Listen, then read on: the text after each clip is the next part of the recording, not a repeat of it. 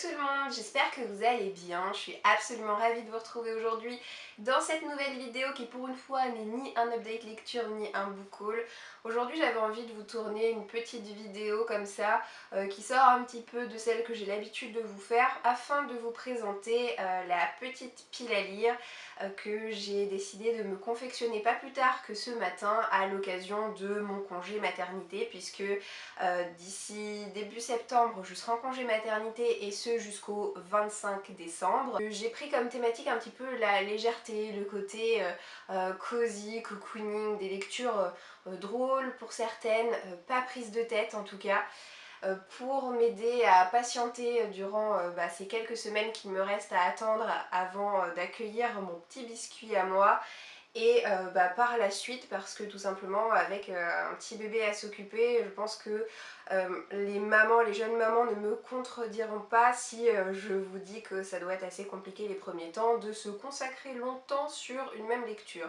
Donc aujourd'hui j'avais tout simplement très envie de vous faire partager ma sélection et je ne suis pas encore décidée, mais en tout cas sur ces 8 livres il y en aura au moins un qui m'accompagnera à la maternité. Donc si jamais vous avez une idée, si jamais vous pensez que l'un de ces 8 titres par rapport aux autres mériterait davantage de venir avec moi dans ma valise de maternité, n'hésitez pas à m'en faire part en commentaire. Ça m'intéresse et je suis persuadée que je suivrai vos conseils avisés. Alors j'ai décidé de glisser dans cette pile à lire spéciale congé maternité 3 livres de poche. Le premier que je peux vous montrer c'est Le Cercle littéraire des amateurs d'épluchures de patates, sorti aux éditions 10-18, donc dans un format poche. C'est un livre qui est écrit à 4 mains par Marianne Schaeffer et Annie Barrows. Et en fait, c'est un livre qui est sorti il y a déjà quelques années mais qui a été réédité à plusieurs reprises. Et moi c'est vraiment dans cette édition-là, avec cette couverture-là, que je le préfère. C'est un livre qui a énormément fait parler de lui, d'ailleurs ces derniers mois, puisque l'adaptation cinématographique est sortie au mois de juin, si je ne m'abuse. J'ai très envie de voir le film, mais évidemment j'ai encore plus envie de découvrir dans un premier temps le roman. Donc on est en 1946, en période d'après-guerre, et on va découvrir le personnage de Juliette, qui est auteure, romancière, mais qui manque désormais cruellement d'inspiration pour écrire ses nouveaux romans, jusqu'à ce qu'elle reçoive une mystérieuse lettre provenant d'une personne qui habite sur l'île de Guernesey. Et cette première lettre va marquer le début d'une correspondance soutenue qui va lui permettre de retrouver toute son inspiration. Donc c'est un texte qui aborde des événements assez dramatiques, mais comme j'ai pu vous le dire, d'une manière assez décalée, légère et pétillante, d'après les différents avis que j'ai eu l'occasion de lire ces derniers mois. Et je suis très intriguée par cette histoire et j'ai du coup très envie de la découvrir enfin à mon tour. Toujours dans les formats poche, j'avais très envie de glisser dans cette petite pile à lire une romance historique, et j'ai donc jeté mon dévolu sur le premier tome de la série Les Hathaway, sorti aux éditions J'ai lu et écrit par une de mes romancières chouchou en matière de romance historique. J'ai nommé Lisa Kleypas, donc que j'ai découvert à travers sa série La Ronde des Saisons, que j'avais vraiment adoré. J'ai d'autres séries, d'autres livres de cet auteur, mais c'est vrai que jusqu'à présent je ne prenais pas le temps de lire ses autres écrits, mais je compte bien régler la question en lisant prochainement ce premier tome. Alors je vous l'accorde, la couverture ne paye pas de mine, mais en tout cas c'est Lisa Kleypas et pour moi c'est un gage de qualité. Je suis persuadée que je vais passer un excellent moment en compagnie de cette lecture, puisque à chaque fois elle nous pond des petites romances hyper mignonne. Là en fait on va découvrir une jeune femme qui s'appelle Amélia et qui, après une vive déception amoureuse, ne parvient pas à retrouver l'amour de nouveau, et un beau jour elle va devoir aller récupérer son frère dans les bas-fonds de Londres.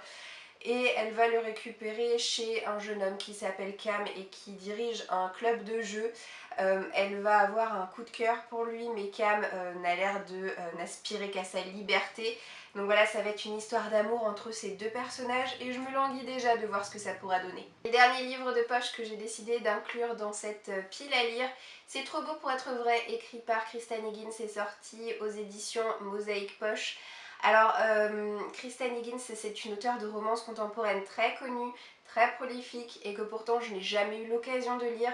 Donc j'ai décidé d'ajouter ce livre dans cette pile à lire spéciale congé maternité parce que là aussi je suis persuadée que ça va être une lecture douce, drôle et sans prise de tête. Dans cette histoire, notre héroïne qui s'appelle Grace est invitée à son 4e mariage de l'année et elle a toujours pas l'ombre d'un fiancé en vue et sa famille commence sérieusement à s'inquiéter pour elle et pour son avenir sentimental. Du coup, Grace, pour avoir la paix et pour rassurer les uns et les autres, va s'inventer un cavalier, surtout un fiancé parfait qui combine à lui seul absolument toutes les qualités recherchées chez un homme, sauf que bien entendu tout ça c'est du flan.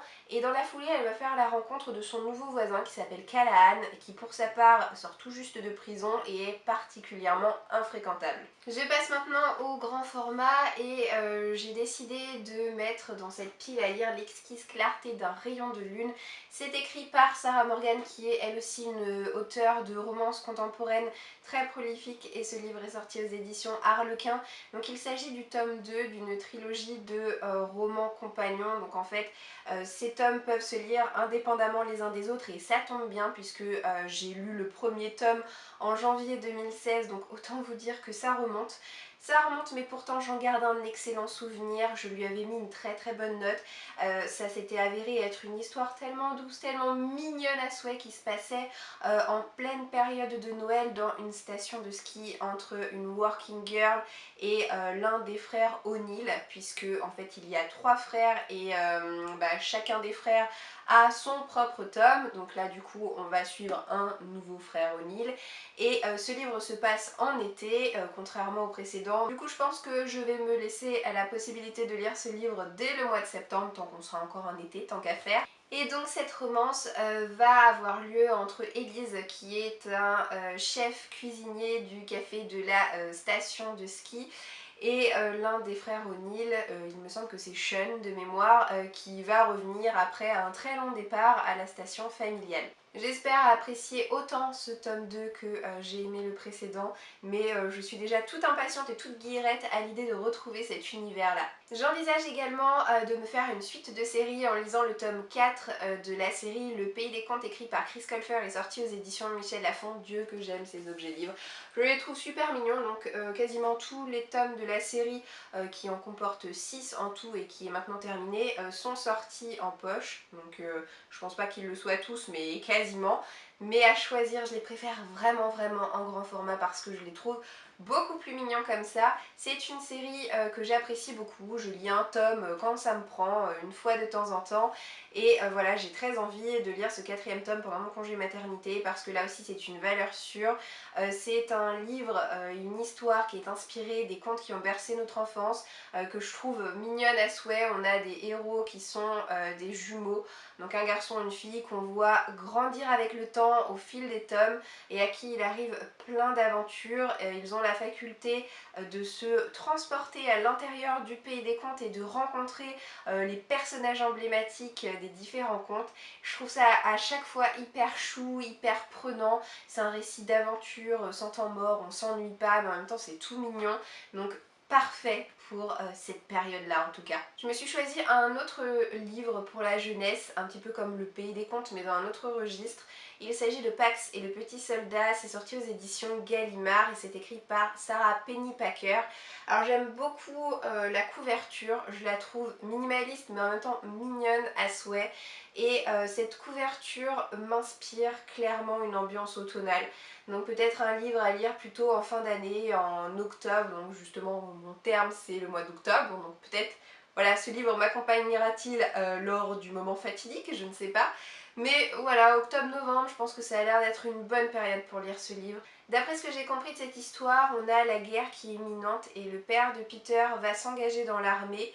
Il va donc demander à son fils de libérer dans la nature le renard qu'il a adopté et élevé dès son plus jeune âge pour pouvoir ensuite l'envoyer, donc son fils, à 500 km de là chez ses grands-parents. Sauf que Peter va pas l'entendre de cette oreille, il va s'enfuir de chez ses grands-parents et parcourir à pied le chemin inverse pour tenter de retrouver son renard. Quant au renard qui s'appelle Pax, d'où le titre du livre, il va se retrouver confronté pour la première fois de sa vie à la dangerosité de la nature et à la forêt. Donc ça a l'air d'être un récit assez euh, percutant pour mon petit cœur qui est en proie à de gros bouleversements hormonaux hein, pour le moment, mais c'est une lecture qui me tient à cœur et qui me tarde vraiment de réaliser. Et le dernier grand format que j'ai décidé d'ajouter à cette pile à lire, c'est Femmes des cavernes, Recherche humain. Donc c'est une romance contemporaine écrite par Penny Reid et sortie aux éditions MXM Bookmark. Donc c'est le premier tome d'une série de tomes compagnons. Je crois qu'il y en a 3 à ce jour qui ont été traduits en français et qui sont sortis aux éditions MXM Bookmark. Je suis en tout cas particulièrement friande des illustrations de couverture des différents tomes de cette série.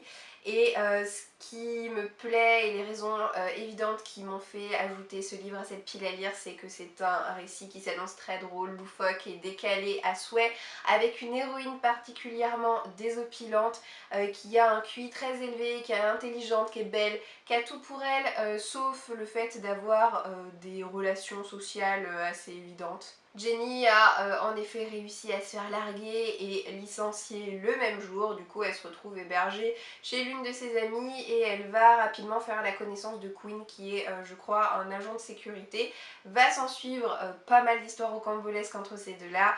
J'ai vraiment hâte de voir ce que ça peut donner et en tout cas c'est sûr que si jamais je suis convaincue par ce premier tome, je m'empresserai de me procurer les 2 suivants. En fait le 8e livre, c'est pas un grand format, c'est un très très grand format, voilà. Et clairement ce livre, je l'emmènerai pas à la maternité avec moi. Je vais me le réserver pour la période de Noël. En fait j'ai envie de le lire tout au long du mois de décembre, ou plutôt de le relire puisque je vais pas vous raconter l'histoire, vous la connaissez tous. C'est le premier tome d'Harry Potter mais dans sa version illustrée. Alors les Harry Potter, je les ai mais multipliés par je sais pas combien, puisque j'ai le premier tome en poche. Donc tel que mes parents me l'ont offert lorsque j'étais enfant.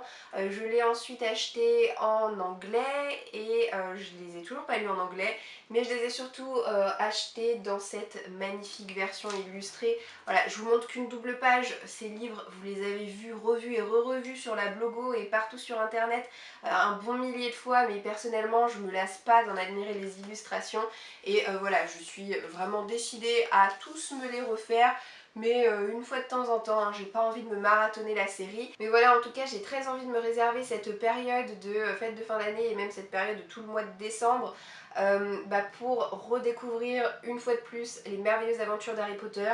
À mon avis ça ne fera que la 8e ou 9e fois que je relis ce premier tome, sans rire, voilà. Mais voilà, je m'imagine déjà très bien enroulée dans mon plaid avec un bon chocolat chaud devant mon sapin en train de savourer ce livre. Mais écoutez, voilà, je pense que ça y est, j'ai fait le tour. J'ai fini de vous présenter les 8 livres que j'envisage de lire tout au long de mon congé maternité. Tout en sachant que, oui, je vous l'ai pas dit sur cette chaîne, j'ai dû en parler sur Instagram dans mes stories, mais je l'ai pas encore dit ici. En fait, je ne vais pas reprendre le travail tout de suite après mon congé maternité. J'ai décidé d'embrayer avec un congé parental d'éducation, donc c'est 6 mois quand on a un premier enfant. Ce qui fait que je reprendrai le boulot dans plus d'1 an, puisque je reprendrai le boulot début septembre 2019 si tout se passe bien. Donc voilà, mais j'avais quand même très envie de me faire une petite sélection dans ma bibliothèque de ces livres que je possède pour la plupart depuis très longtemps et puis pour d'autres depuis plus récemment. Mais ça m'a fait plaisir en tout cas de partager ça avec vous et n'hésitez pas à me dire en commentaire si vous me conseillez un titre plus qu'un autre pour m'accompagner dans ma valise de maternité. Je vous souhaite de passer une très bonne journée et je vous dis à bientôt dans une prochaine vidéo. Ciao ciao!